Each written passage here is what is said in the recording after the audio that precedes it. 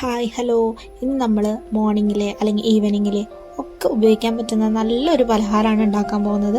അരി കൊണ്ടുള്ളതാണ്. അപ്പോൾ നമ്മളൊരു ബൗളെടുത്ത് ആവശ്യത്തിന് നമുക്ക് വീട്ടിൽ എത്ര അംഗങ്ങളുണ്ടോ അതിനുള്ള ആവശ്യത്തിനുള്ള അരിപ്പൊടി എടുത്തിട്ടുണ്ട്. അതിനുശേഷം നമ്മളതിലേക്ക് പഞ്ചസാര, ആവശ്യത്തിനുള്ള പഞ്ചസാര ആഡ് ചെയ്ത് കൊടുക്കുന്നുണ്ട്. എല്ലാം ഒന്ന് യോജിക്കാൻ വേണ്ടിയിട്ട് ആവശ്യത്തിന് ഒരു നുള്ള് ഉപ്പ് ചേർത്ത് കൊടുക്കുന്നു. ജീരകമാണ് അടുത്തതായിട്ട് കൊടുക്കുന്നത്.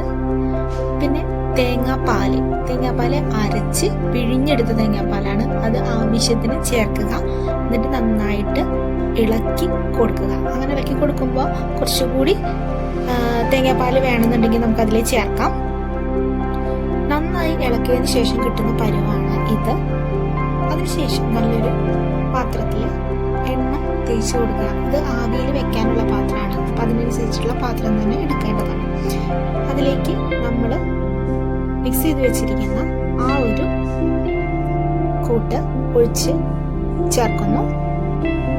അപ്പോൾ നമ്മൾ അടുപ്പത്ത് ഇഡ്ഡലി ചെമ്പ് വെച്ചിട്ടുണ്ടാവും, അത് ചൂടാവാനായിട്ട് വെച്ചിട്ടുണ്ടാവും. ആ സമയത്ത് നന്നായിട്ട് ചൂടാവുമ്പോൾ ഈ ഒരു മിശ്രിതം ആ ഒരു ഇഡ്ഡലി ചെമ്പിലേക്ക് ഇറക്കി വെക്കേണ്ടതാണ്. അതൊരു വേവുന്ന പാകമാകുന്ന വരെ അതിൽ തന്നെ മൂടി വെച്ച് വേവിക്കണം. അങ്ങനെ ഏകദേശം ഒരു 10-15 മിനിറ്റ് കഴിഞ്ഞാൽ ഒരു വേവാവുന്ന പാകം വരുമ്പോൾ നമുക്കൊന്ന് തുറന്ന് നോക്കാം.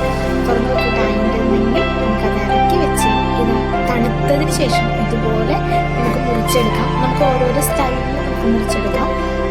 അധികം നന്നായിട്ട് തണുത്തതിന് ശേഷം മാത്രമേ മുറിച്ചെടുക്കാൻ പാടുള്ളൂ. അപ്പോൾ നമുക്ക് ഈ സ്റ്റൈലിലാണ് മുറിച്ചെടുത്തത്. ഈ സ്റ്റൈലായിരിക്കും ഏറ്റവും കൂടുതൽ ഭംഗി കിട്ടുക.